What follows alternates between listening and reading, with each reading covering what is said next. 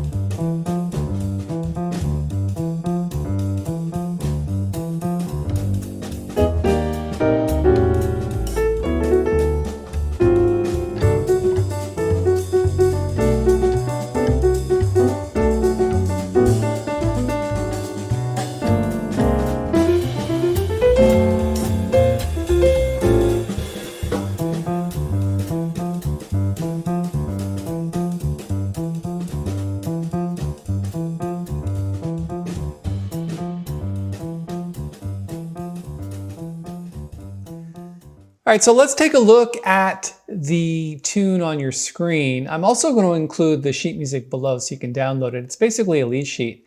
We're going to talk about the chord voicings, but basically it's an A-B tune.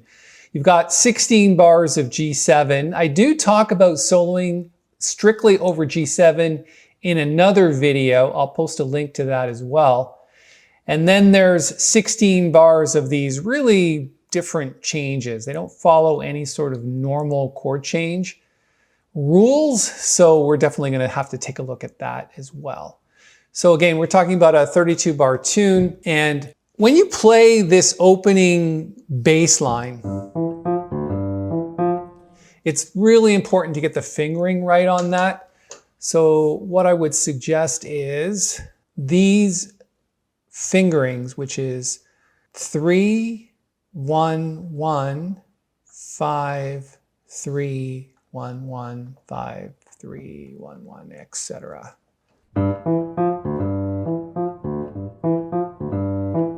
It's going to be too hard for you to play like 2, 1 and then jump down. It's much easier just to go 5, 3, 1, 1.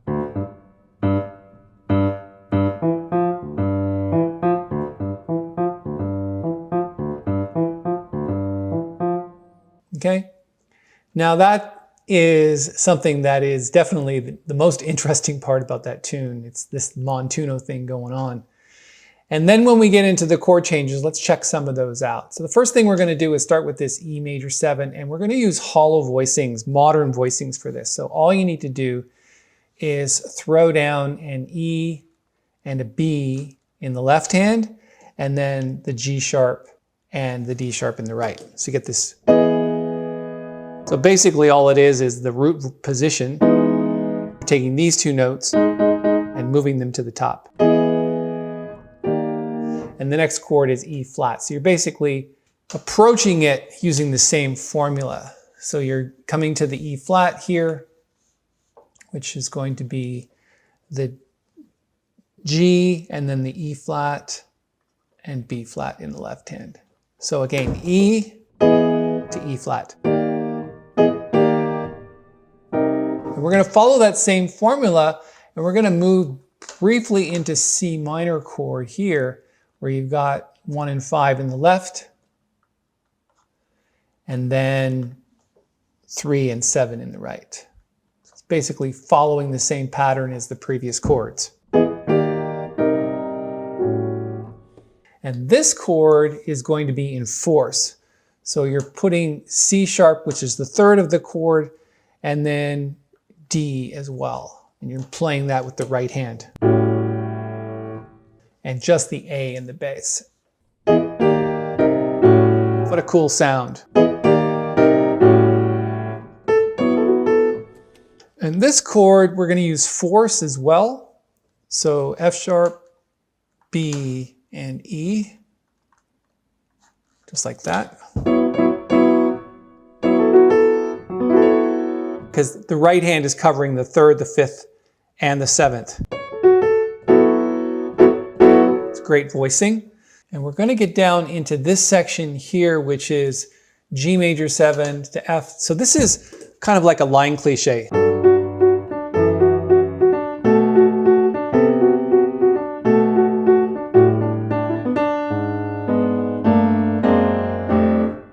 And what I would suggest is simply going 1 and 7 in the left. Now there's a reason for this. You might want to throw in richer voicings. Resist the temptation because you're basically getting very low with the melody.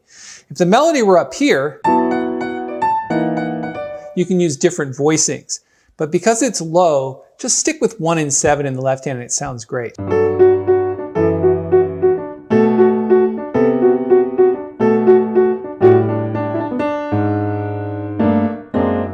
And that's basically it.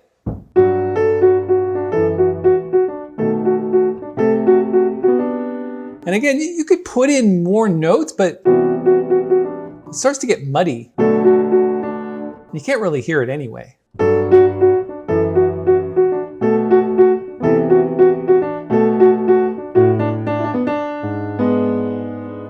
And the voicing for that is just simply, you've got in the right hand B and A flat. And it's basically just a diminished chord.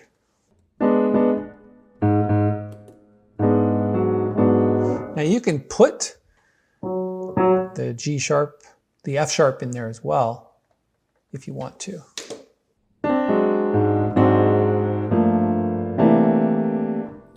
And let's not worry too much about the 2/5. We've got lots of videos talking about 2/5 voicings. And then we're skipping down to here, where you're still playing 1 and 7 in the left hand, F and E, like this. And in the left hand here for that chord, you're gonna have to play this right note. This is the right hand melody. And in the left hand, you're just gonna put 1, 3, and 7, just like that.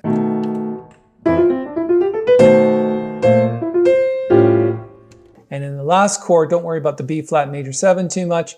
And in the last chord, you've got C sharp, F, G, and C, like that. And then 1 and 7 in the left, which is A and G.